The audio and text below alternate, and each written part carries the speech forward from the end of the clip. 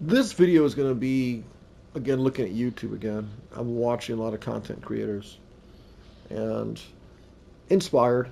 I've taken about 100, close to 200 videos, and you hit that what I call the saturated, tired, burnt out kind of feeling.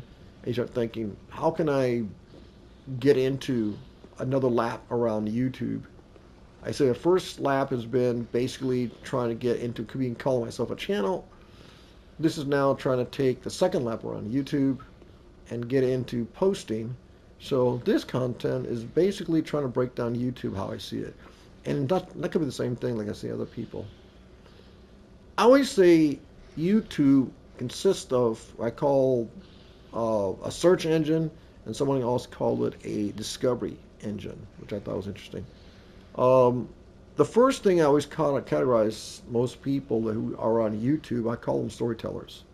A storyteller is someone who takes a cell phone and then what they do is make the narrative themselves, their lives. And I always say strongly that YouTube really, sometimes at its best is when you start to understand a storyteller, a person who actually takes the camera in front of themselves and then they essentially narrate themselves. And they make everything to be extremely lifelike. And I always say strongly that YouTube, more than anything, caters to more of a storyteller. The strength of someone who's a storyteller, I would say strongly, is less editing. You have to look at only a few things: your surroundings, your backgrounds, your job, something that makes your life interesting, and usually the format is straightforward. I always love the people who are storytellers, especially people who really haven't made it, and they start telling you essentially keep posting. I find more inspiration with storytellers. They are what I call the gurus, YouTube gurus. YouTube gurus tend to be the people who are always talking about the algorithm.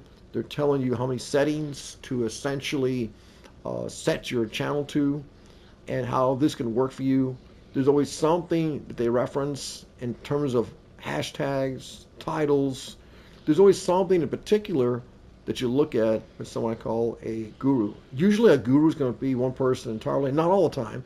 And this is not to make offense to that, but they tend to show a lot of times their success, a lot of times their plaques, how many channels they have, how many people follow them, and a wealth of information. I consider that to be what I call a YouTube guru. The best thing about gurus are essentially that they seem to have more experience and more confidence. And sometimes the advice can be impeccably really good in terms of like when you're looking at if you're a storyteller and you get a tripod, you can actually take a tripod, mount a cell phone, all kinds of tips, and sometimes they are just spot on. I consider myself to be what I call movie maker. Movie maker, which is basically my content is really off the top. It doesn't make any sense, but the fun part of the content is simply this: I don't feel that anyone's doing it on YouTube.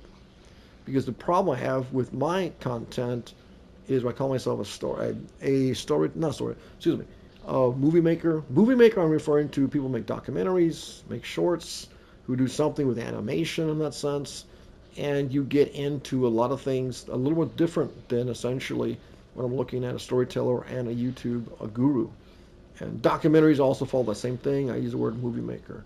I consider myself that because for me personally, I'm using the actual software from a game to essentially focus on one thing only, the avatars. And I have three. I have three. Transforming the channel to the avatars is still something that I still say is the difference. Because most people look at this content in a way that I still say are looking at the game and gaming. And when someone says here's Dark Souls 3, they expect the content to focus on Dark Souls 3. If I say Elden Ring, the content should be Elden Ring. If I'm saying Bloodborne, then essentially the content should be Bloodborne. And sadly, it's a blend of a lot of things. So my channel, I call it an X channel, which means doomed. Doomed channel. Because basically you're trying to do something entirely different with that type of information. You're trying to show something that goes into a storyteller. I'm working on the storyteller side of myself. And then you get into this character, which starts bopping. and you're trying to make her be relevant in some ways. So you're trying to do something on the paranormal side when I'm doing this channel. You're trying to say, does the character react? Is there some correlation to what happened to me in 2020? And then you're trying to see, does the character, this character is called Moody Hope, does the character respond in some sense? And I get into something of the paranormal, then I get into, I call myself a movie maker. Because what I'm trying to do is understand what that is, and then make content around what I'm seeing. The other parts of what I'm doing are essentially just trying to work to make the channel more successful. I don't expect to become monetized. I really don't. I really see myself as being something that's rogue and just doesn't quite hit. The storyteller part of me is still something I'm working on. I could probably work into that side of me and try to make this relevant. The other side of me, which is basically the movie maker side, is still dog to make that into art in some ways. And I know right now I have a lot of work ahead of me, a lot of things to work on. I keep on looking at some people's numbers. I go, wow, I wish some of these people have essentially 1.5 thousand followers or subscribers, and you'll see someone makes over 1,000. Right now I'm still at the footnote, which is like 420 views for some type of content I make. So that's how small I am. The difference, what I'm trying to do here, is not become a monetized channel that people are used to. What I'm trying to do is do something entirely different. And experimentation is what I'm after right now.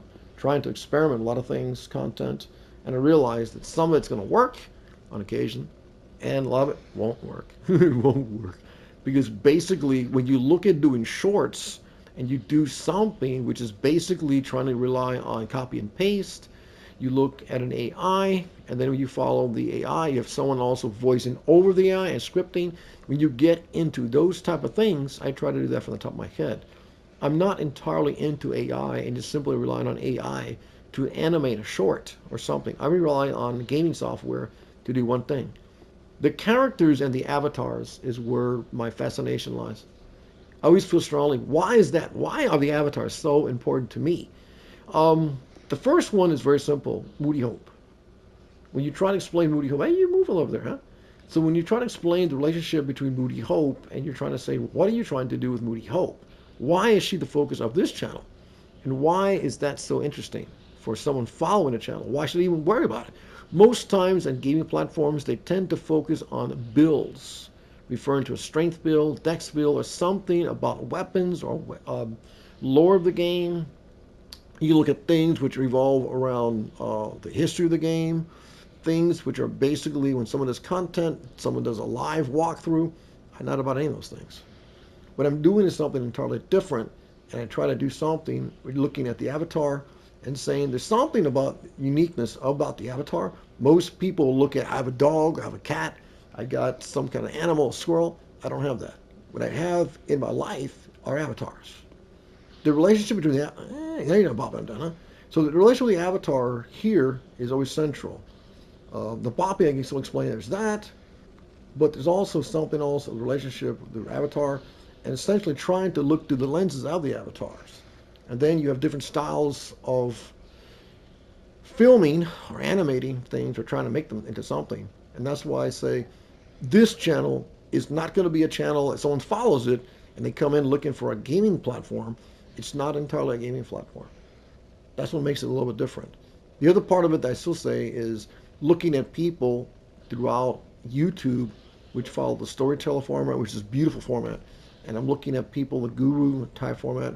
I'm looking to have some fun with the gurus type things from YouTube. I'm going to learn from as much as I can from gurus, but I still say content, I have future content is going to be about gurus. The other part I look at essentially filmmakers, where I feel myself, I'm a filmmaker, whether I like it or not. I still love writing and doing things differently for other people, trying to do a vision in some ways. I still say people who do animated shorts, and then also I say the people who do documentaries, movie content, and that kind of sense. I follow myself in that category. I'm not really interested in being entirely a storyteller. I keep on looking at myself and say, I love to do something entirely different and make something entirely unique on YouTube. I understand that when someone says your platform is garbage, garbage, no one's paying attention to your content. I get it, but for me personally, trying to do something with the content is trying to do other things that other people I've never seen before. So this is, I call my second lap around the block with YouTube. I'm hoping to grow more than 16 followers. I'm trying to see if I can branch out and become an inspiration and do things in such a way where perhaps I do become a storyteller with this platform. Okay, thank you for watching this video.